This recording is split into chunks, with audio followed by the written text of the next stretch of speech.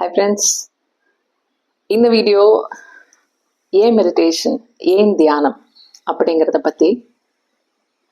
ஏன்னா நம்ம ஒரு விஷயம் அப்படின்னு சொன்னோன்னா ஏன் எதுக்கு அப்படிங்க ஒரு யூஸ் இல்லாமல் நம்ம எதையுமே பண்ண மாட்டோம்.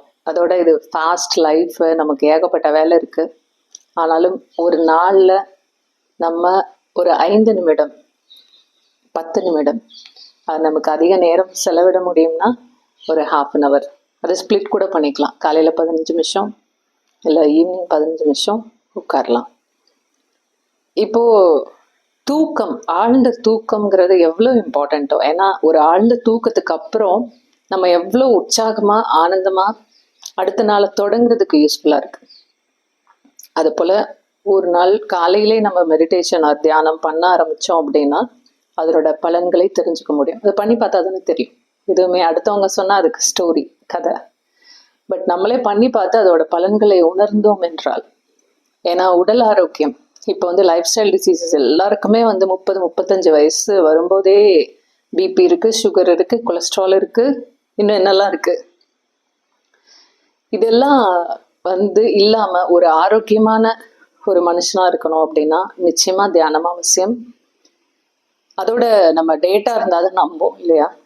ஸோ மகேஷ் யோகி அப்படிங்கிறவர் 1980s பண்ணியிருக்காரு ஒரு எக்ஸ்பெரிமெண்ட். அதுக்கப்புறமும் நிறைய எக்ஸ்பெரிமெண்ட்ஸ் நடந்திருக்கு. தியானத்தில் என்ன நடக்குது அப்படிங்கிறத பற்றி நீங்கள் அதை சயின்டிஃபிக்காக ஸ்டடி பண்ணிக்கலாம். நிறைய வீடியோஸ் அவைலபிள்.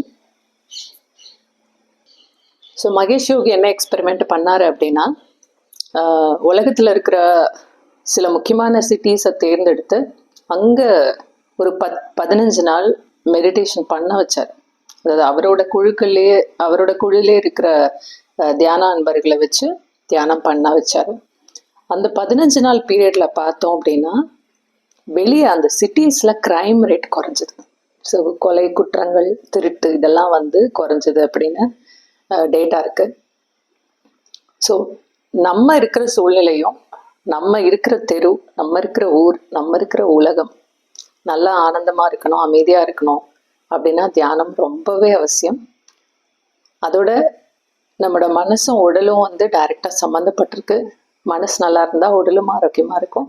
அண்ட் உடல் ஆரோக்கியமாக இருந்தால் மனசும் நல்லா இருக்கும், நமக்கு நல்லா ஃபீல் ஆகும் இல்லையா? ஸோ நிச்சயமாக தியானம் அவசியம். இங்கிலீஷில் ஒரு வேர்ட் இருக்குது, பனாஷியே அப்படின்னு சொல்லுவாங்க. அதாவது எல்லா விதத்துலேயும் ஒரு மருந்து அப்படின்னா அது தியானம். நிச்சயமாக நம்ம எவ்வளோ நேரம் முடியுமோ நம்மளால் ஒதுக்க முடியுமோ.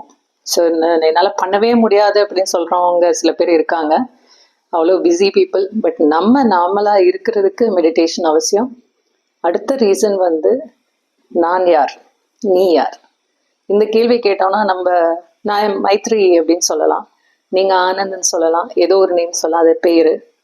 நான் இன்ஜினியர், டாக்டர், வக்கீல் அப்படி சொல்கிறேன், அது பண்ணலாம் ப்ரொஃபஷன்.